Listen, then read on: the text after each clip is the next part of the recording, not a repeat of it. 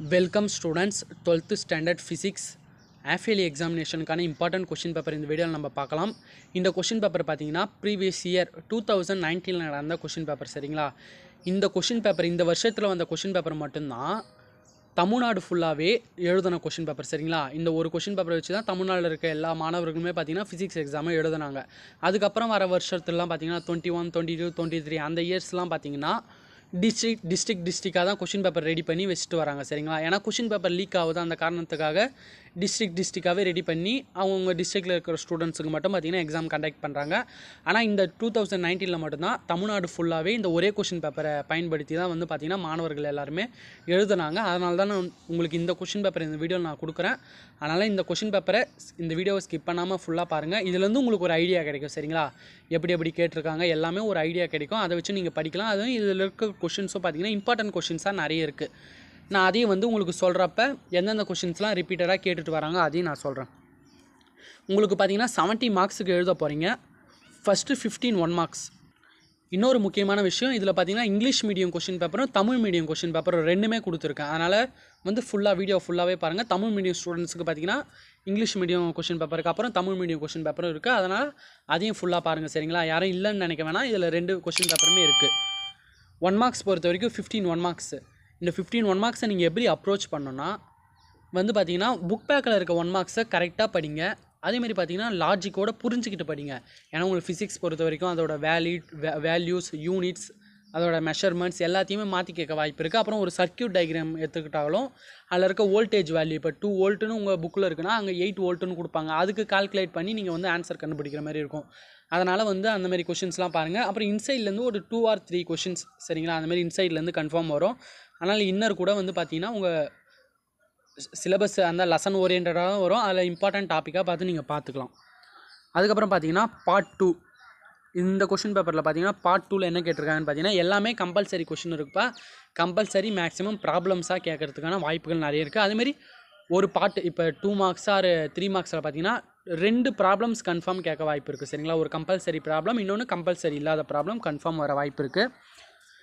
Define impact parameter, இது important question தான். Difference between coulomb force and gravitational force, இது ஒரு டைம் 5 மார்க்ஸில் கூட கேட்குறாங்க சரிங்களா. 5 மார்க்ஸில் இது ஒரு 3 மார்க்ஸ் கொஷினாக கேட்குறாங்க.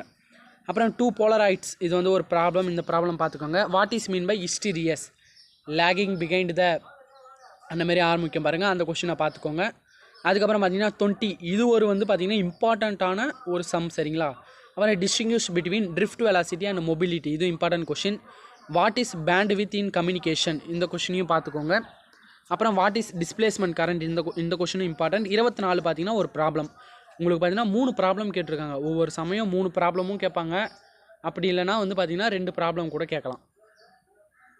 அதுக்கப்புறம் பார்த்தீங்கன்னா பார்ட் 3ல் பார்த்தீங்கன்னா what are the advantages and limitations of frequency modulation, அந்த கொஷின் பார்த்துக்கோங்க.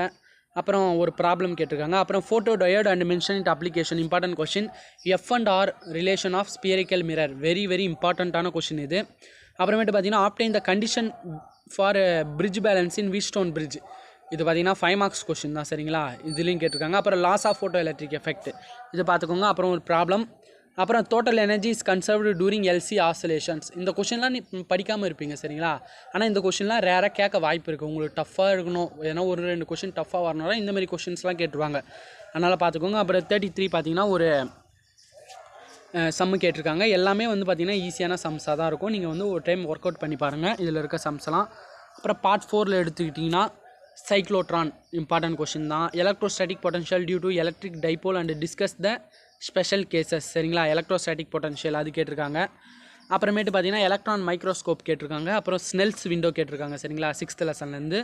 அதுக்கப்புறம் பார்த்தீங்கன்னா general form of Ohm's law, இது இம்பார்ட்டன்ட் கொஷின். அப்புறம் RLC circuit, very important question.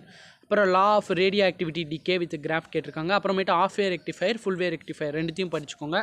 அப்புறம் காம்பவுண்ட் மைக்ரோஸ்கோப். அப்புறம் what is spectrum, explain the types of emission spectrum, இந்தமாரி questions கேட்டிருக்காங்க.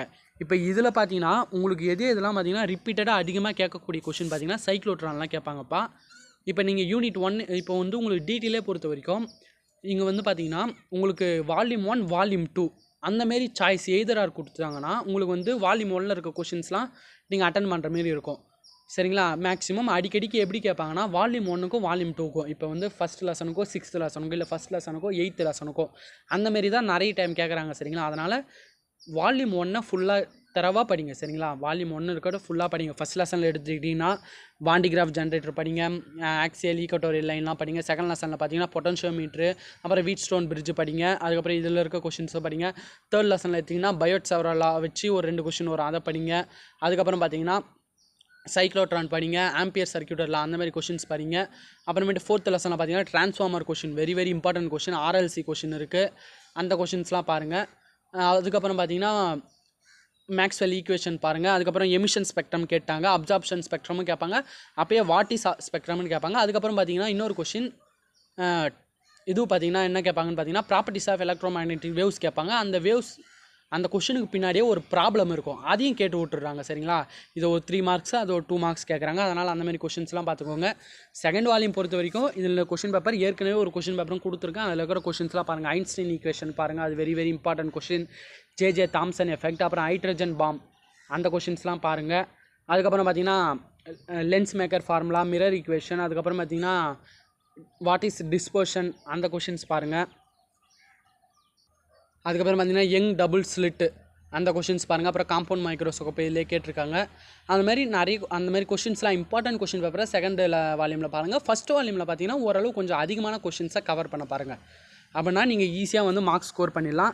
கீழே பார்த்தீங்கன்னா தமிழ் மீடியம் கொஷின் பேப்பர், அதே கொஷின் பேப்பருக்கான தமிழ் மீடியம் கொஷின் பேப்பரும் இருக்குது. அதனால் இந்த தமிழ் மீடியம் ஸ்டூடெண்ட்ஸும் பார்த்தீங்கன்னா நான் பொறுமையாக ஸ்க்ரோல் பண்ணுறேன், இதை வந்து ஸ்க்ரீன்ஷாட் எடுத்து வச்சு நீங்கள் பார்த்துக்கோங்க. சரிங்களா. அதே கொஷின்ஸ் தான். மோதல் காரணி வரையறுக்கவும், அந்த கொஷின்ஸ்லாம் பார்த்துக்கோங்க. காந்த தயக்கம் என்றால் என்ன, அதுக்கப்புறம் பார்த்தீங்கன்னா பகுதி 2